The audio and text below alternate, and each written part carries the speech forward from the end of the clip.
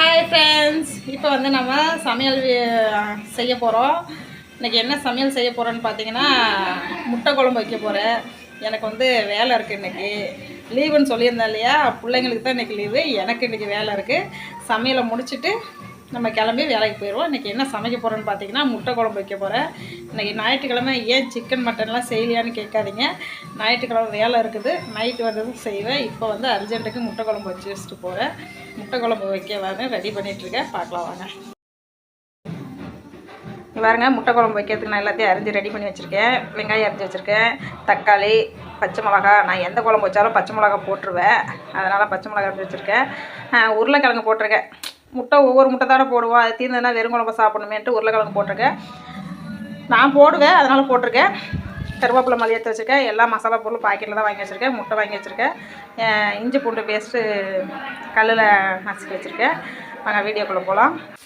வாங்க பாருங்க, எண்ணெய் ஊற்றி கருவு போட்டு கருவு எடுத்துகிட்டு இருக்குது. சாப்பாடு விட்டு வந்துருக்கு.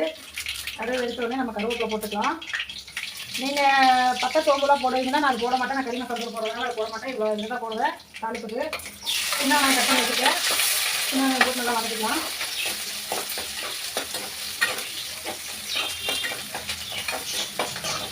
கூடவே அந்த பச்சை மிளகா அரைஞ்சிருக்கு இல்லையா, அதை போட்டுக்கலாம்.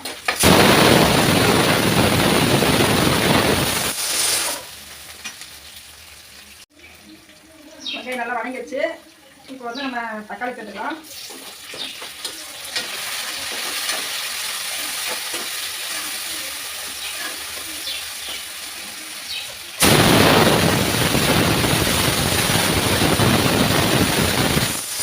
சீக்கிரமாக வதங்கி வர்றதுக்காக இந்த பருப்பு போட்டு உப்பு போட்டுக்கலாம். கல்லுப்பு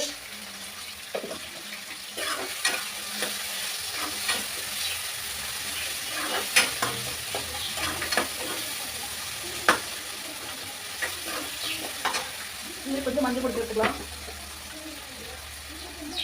கொஞ்சமாக போட்டால் போதும்.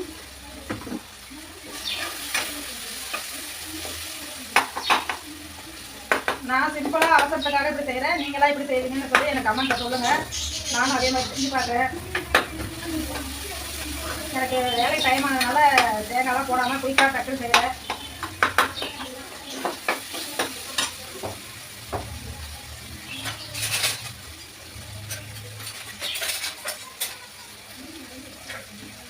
இப்போ வந்து இஞ்சி பூண்டு பேஸ்ட் நசுக்கி வச்சுருக்கோம் இல்லையா, அதை வந்து போட்டுக்கலாம். இஞ்சி பூண்டு பேஸ்ட் வந்து யாரும் கடையில் வாங்கி போடாதீங்க, அதெல்லாம் கெமிக்கல், உடம்பு கெடுதல். அதனால் வந்து வீட்லேயே ரெடி பண்ணி போடுங்க.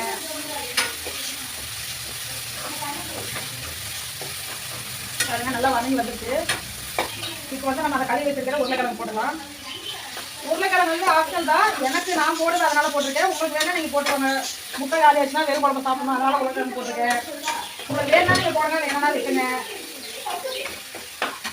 இப்போ வந்து மசாலா பொடி ஆட் பண்ணிக்கலாம். என்கிட்ட மசாலா பொடி தான் என்கிட்ட வீட்டில் இல்லை, எல்லாம் கடையில் தான் வாங்கி போடணும். கொஞ்சம் குழம்பு போட்டாச்சு. அடுத்தது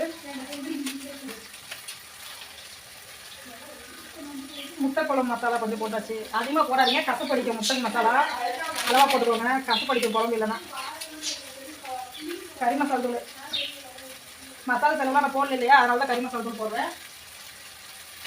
இதெல்லாம் போட்டாச்சு. அடுத்தது கொஞ்சம் தனி மிளகாய் தூள் சேர்த்துக்கலாம். கொஞ்சம் காரம் எடுத்து கொடுக்கும். லைட்டாக நிறைய போட்டாதீங்க, காரம் வாயிலே வைக்க முடியாது. எல்லாத்தையும் நல்லா மிக்ஸ் பண்ணிவிட்டு கொஞ்சமாக தண்ணி ஊற்றுறோம், அடிச்சு வச்சுருவோம். எல்லாத்தையும் நல்லா மிக்ஸ் பண்ணிவிட்டு சும்மா கிரேவி மாதிரி கொஞ்சமாக சிம்பிளாக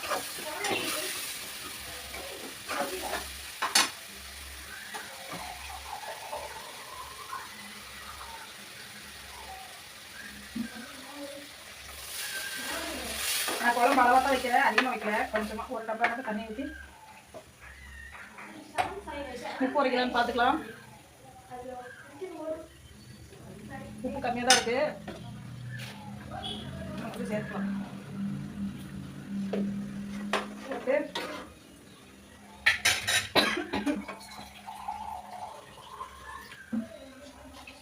போட்டு நம்ம மூடி வச்சிடலாம்.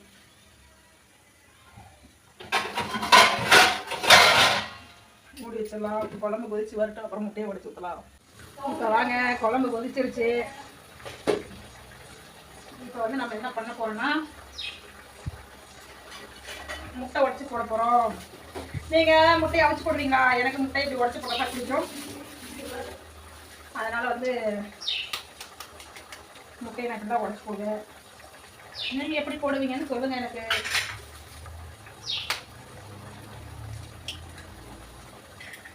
ரெண்டு,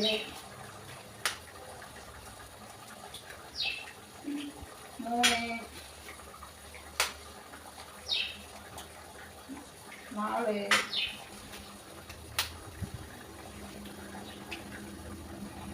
5 முட்டை போட்டாச்சு. நாங்கள் 5 பேர், அதனால 5 முட்டை போட்டாச்சு. இப்போ வந்து முட்டையை உடச்சி ஊற்றி உடனே கலக்கி விட்டுறாதீங்க. ஒரு 2 நிமிஷம் அப்படியே கொதிக்கிட்டோம். அப்போ தான் வந்து முட்டை தனித்தனியாக வரும். எனக்கு வேலைக்கு டைம் ஆனதுனால குழம்பு வச்சு முடிகிற வரைக்கும் என்னால் காட்ட முடியாது. மெத்தட் இவ்வளோதான். நீங்கள் எப்படி வைப்பீங்கன்னு எனக்கு சொல்லுங்கள். நானும் அதே மாதிரி செய்கிறேன். நான் வைக்கிறது பிடிச்சிருந்தாலும் லைக் பண்ணுங்கள்.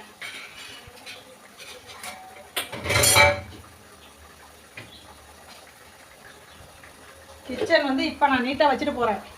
பட் சாயங்காலம் வரும்போதே எங்கள் வீட்டு கிச்சன் இப்படி இருக்காது. என் மக்கள் வந்து இப்போ வந்து முட்டையை கொஞ்சம் லைட்டாக இது பண்ணி விட்டுக்கலாம். இல்லைன்னா அடியில் ஒட்டிக்கும். தூக்கி மட்டும் விட்டா போதும். திருப்பிடாதீங்க, வெந்திருக்காது.